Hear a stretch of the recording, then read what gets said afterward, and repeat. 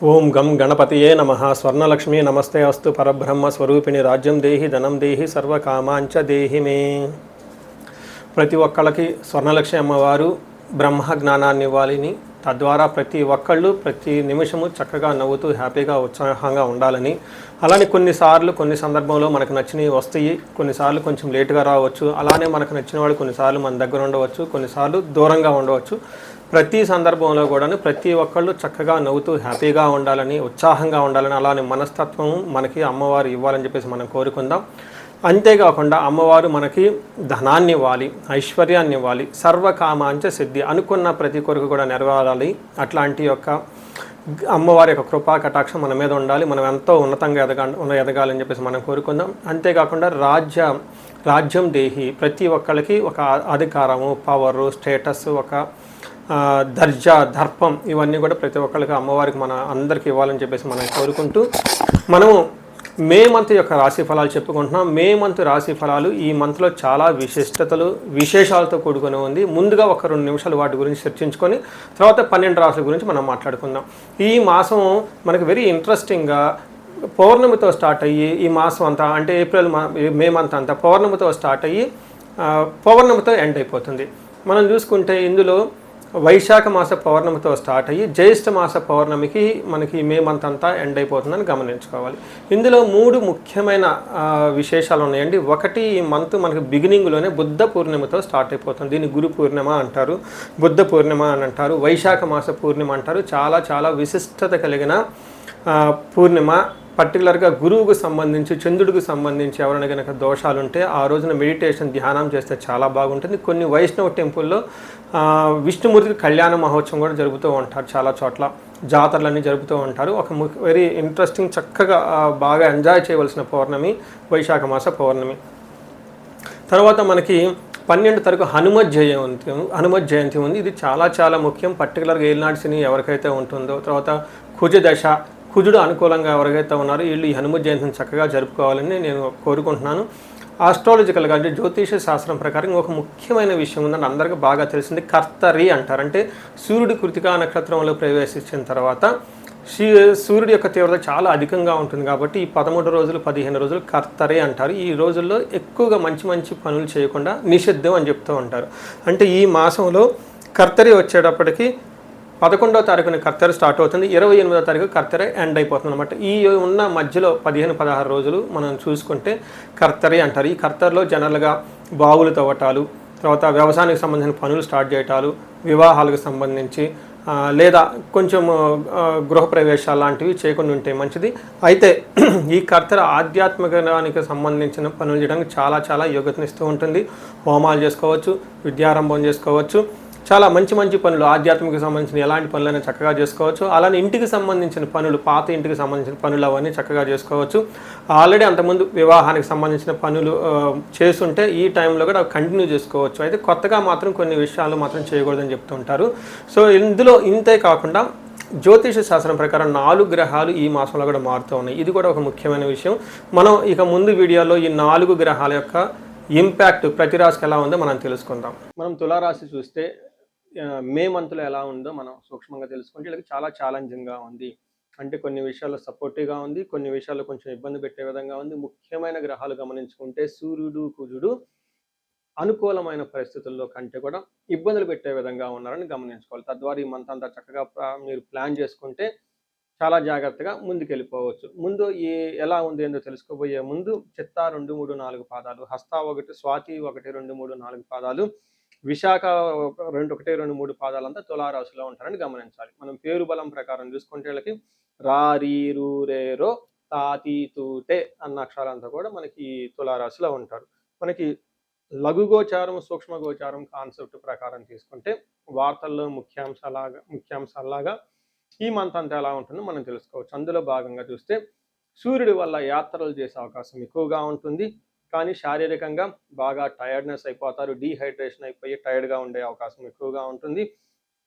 First 15 days కుజుడు చాలా చక్కగా సపోర్ట్ ఇస్తూ ఉన్నారు, సంపదలు వస్తుంటుంది.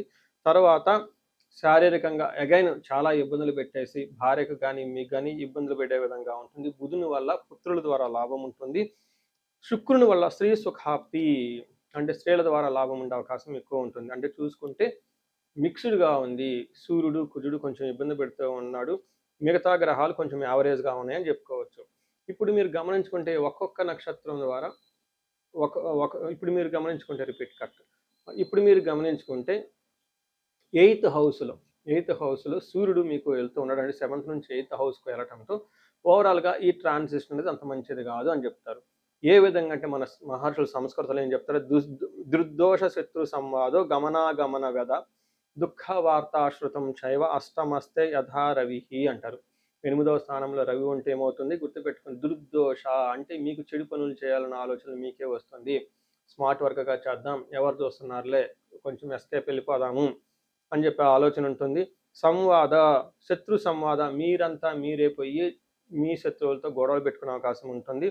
గమనాగమన వ్యధ అంటే వచ్చేటప్పుడు పోయేటప్పుడు ప్రయాణాలు చేస్తూ ఉంటే వాటిలో మీకు ఎలాంటి ఉపయోగం కలగదు. దుఃఖ వార్త శృతం చైవ ఒక బ్యాడ్ న్యూస్ వినే అవకాశం ఎక్కువ ఉంటుంది. కొంచెం జాగ్రత్తగా ఉండటం ఎంతైనా అవసరం.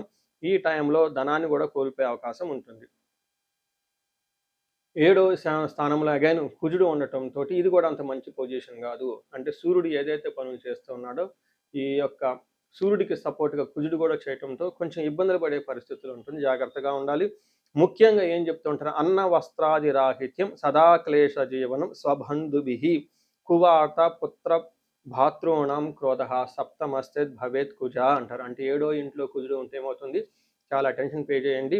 అన్న వస్త్రాది రాహిత్యం టయానికి భోజనం చేయకుండా, ఓకే, టయానికి మనం ఫ్రెష్గా నీట్గా ఉండకుండా అంతా ఫుల్గా బిజీగా ఉండే అవకాశం ఉంటుంది. తర్వాత భోజనం చేయడానికి కూడా టైం ఉండదు, అలా ఉంటుంది. అంతేకాకుండా సదా క్లేశం ఎప్పుడు ఏదో ఒక బాధ టెన్షన్తో ఉంటుంటారు. స్వబంధుభి మీకు కావాల్సిన బంధువులే వల్ల మీకు భయప్రదం అవకాశం ఉంటుంది. కువార్త ఇదేనండి కొంచెం అటెన్షన్గా. ఇది కువార్త అంటే చెడు వార్తలు వినే అవకాశం ఉంటుంది. ఇందాక కూడా మీరు రిపీట్ అయిందంటే సూర్యుడు కూడా చెడు వార్తల వల్ల వినే అవకాశం ఉంటుంది. కుజుడు వల్ల కూడాను మీకు చెడు వార్తలు వినే అవకాశం ఉంటుంది. భాతృణాం క్రోధ అంటే మీకు అన్నదమ్ములతోటి లేదంటే కొడుకులతోటి పిల్లలతోటి గొడవలు అయ్యే అవకాశం ఉంటుందని మనకి చెప్తూ ఉంటుంది. అయితే కుజుడు ఒక మంచి కూడా చేస్తాడంటే అదేంటంటే ప్రాఫిట్ బాగుంటుంది, ప్రోగ్రెసివ్గా ఉంటుందని గమనించాలి. అయితే ఇవన్నీ 2 గ్రహాలు ఇబ్బంది పెడుతున్నా మీకు చక్కగా సపోర్ట్ ఇచ్చే గ్రహం ఎవరంటే శుక్రుడు. ఈ శుక్రుడు యొక్క సపోర్ట్ రావడంతో చాలా విధాలుగా బాగుంటుందని గమనించవచ్చు. ఏ విధంగా అంటే వస్త్రలాభం, మహా ఆరోగ్యం, గురు భక్తి, స్వధర్మకృత్ చిత్తశుద్ధిరభీష్టార్థ నవమస్తే భవేత్ భృగో అంటారు. అంటే 9వ స్థానంలో శుక్రుడు ఉండటంతో మీకు మహాభాగ్య యోగం వస్తుంది. అంటే ఇందాక చెప్పుకున్న విధంగా ఎన్నో ప్రాబ్లమ్స్ ఉన్నా కానీ ఏదో ఒక లక్ ద్వారా మీవన్నీ చక్కగా దాటుకొని ముందుకు వెళ్ళిపోతారు. ఏ ప్రకారంగా వస్త్రలాభం ఉంటుంది, ఆరోగ్యం బాగుంటుంది, పెద్దవాళ్ళు చెప్పిన మాట వింటూ ఉంటారు, గురువుల యందు భక్తి ఉంటుంది, ధర్మబుద్ధిగా పనులు చేయాలనుకుంటూ ఉంటారు. అలానే చిత్తశుద్ధి, మైండ్ ఇంట్యూషన్ చాలా స్ట్రాంగ్గా చక్కగా ఉంటుందని చెప్పుకోవాలి. అయితే వీటితో పాటు లవ్, రొమాన్స్కి సంబంధించిన వ్యవహారాల్లో కూడాను కొంచెం మీకు అనుకూలంగా ఉండే అవకాశం ఉంటుంది. అయితే బుధుడు మీకు అగైన్ మంచి లాభాన్ని చక్కగా పుత్రుల ద్వారా, బంధువుల ద్వారా ఒక మంచి సపోర్ట్ని అయితే తీసుకొస్తూ ఉన్నారు. సో చూశారు కదండి, కొన్నిసార్లు బాగా సపోర్టివ్గా ఉంది, కొన్నిసార్లు కొంచెం అంత సపోర్టివ్గా కూడా లేదు. మీకు అని గమనించుకొని ఎక్కడెక్కడ బాగుందో దాని మీద కాన్సన్ట్రేషన్ చేస్తూ ఎక్కడెక్కడ ప్రతికూలంగా ఉందో ఆ టైంలో మీరు కొంచెం టైం తీసుకొని కొంచెం పోస్ట్పోన్ చేసుకోవటం, నిదానంగా ఆలోచించి డెసిషన్ తీసుకుంటే బాగుంటుందని తెలుసుకోవాలి. అయితే మనం నక్షత్రాల వారీగా కూడా మనం ఎప్పుడు ప్రతి మాసం చెప్పుకుంటూ ఉంటాం. ఈ రాశిలో 3 నక్షత్రాలు ఉంటాయి. అవి చిత్తా, స్వాతి, విశాఖ 3 నక్షత్రాలు ఉంటాయి. ఈ నక్షత్రం బట్టి మనం చూసుకుంటే చిత్తా నక్షత్రం వాళ్ళకి పాజిటివ్గా రాజ్యలాభము, వస్త్రలాభము చూపిస్తుంది. అంటే మీకు ఖచ్చితంగా ప్రమోషన్ వచ్చే అవకాశం ఉంటుంది. షాపింగ్ చేసి చక్కగా మీకు కావాల్సిన ఐటమ్స్ కూడా కొనుక్కుంటూ ఉంటారు. అయితే ధనము దరిద్రము 2 చూపిస్తుంటుంది. అంటే ఫైనాన్షియల్గా ఇబ్బందులు పడుతూ ఉంటారు. స్వాతి నక్షత్రం వాళ్ళకి రాజ్యలాభము, వస్త్రలాభము చక్కగా ఉందంటే ప్రమోషన్స్ వచ్చే అవకాశం ఉంటుంది, గిఫ్ట్లు వచ్చే అవకాశం ఉంటుంది. అయితే ఎక్కడ వీళ్ళకి కూడాను దరిద్రము, ధనహీనత, టయానికి కావాల్సిన డబ్బులు లేకుండా ధనానికి ఇబ్బంది పడుతూ ఉంటారు. విశాఖ నక్షత్రం వాళ్ళకి ధనహీనత, దరిద్రము చూపిస్తూ ఉంటుంది. వీళ్ళకి రాజ్యలాభము కూడా చూపిస్తుంది. పదవి ప్రమోషన్, ఆ పదవి ప్రమాణం స్వీకారం లాగా చేసుకునే అవకాశము, మంచి బట్టలు కొనే అవకాశం ఉంటుంది. వీటితో పాటు ఈ 3 నక్షత్రాలకి చిత్తా, స్వాతి, విశాఖ నక్షత్రం వాళ్ళకి గాయాలయ్యే అవకాశం ఉంటుంది.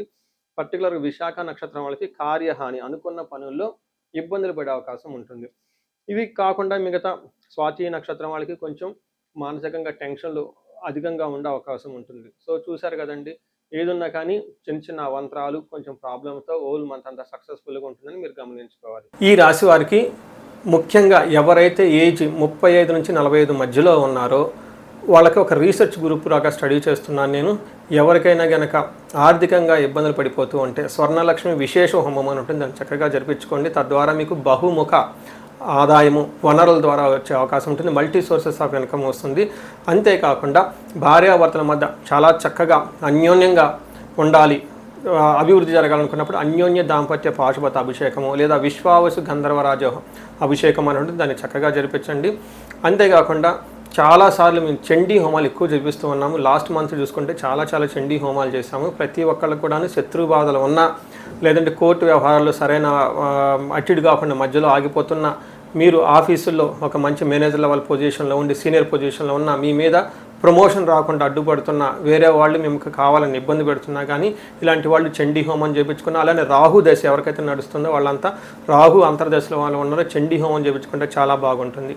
అంతేకాకుండా ఇది పిల్లలకి అకాడమిక్ టైం కాబట్టి మనకి విద్య బాగా రావటానికి మనకి 3 రకాల దేవతలను ఉపాసన చేస్తూ ఉంటారు జనరల్గా.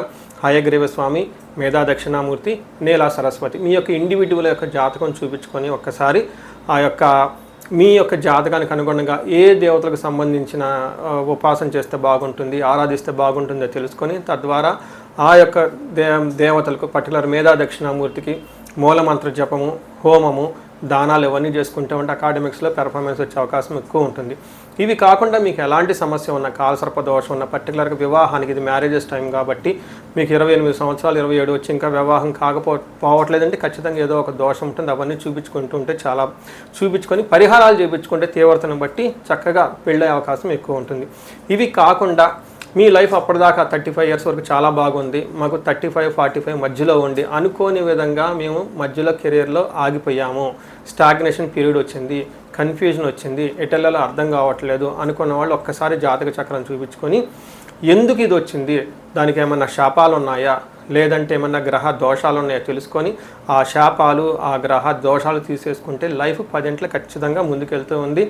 ఇంకా ఒకటి, ఎవరికైతే ఏలినాడు శని, అర్ధాశ్రమ శని, తర్వాత అష్టమ శని నడుస్తూ ఉందో వాళ్ళందరూ కూడాను చక్కగా సంపూర్ణ శాంతి పూజలు చేయించుకోవాలని చెప్పేసి, మీకు ఎలాంటి సమస్య ఉన్నా కానీ దానికి చక్కటి పరిష్కారం ఉంది, ఎలాంటి కన్ఫ్యూజన్ ఉన్నా దానికి పరిష్కారం మీ జాతకంలోనే ఉంది. చక్కగా పరిష్కారాలు చేసుకొని మీరు జీవితంలో 10 ఇంతలు ముందుకు ఎలా ఎదగాలని, మీకు అష్టైశ్వర్యాలు కలగాలి, భోగభాగ్యం కలగాలి, చక్కగా సమాజంలో ఉన్నతంగా ఉండాలని చెప్పేసి నేను కోరుకుంటున్నాను. నమస్తే.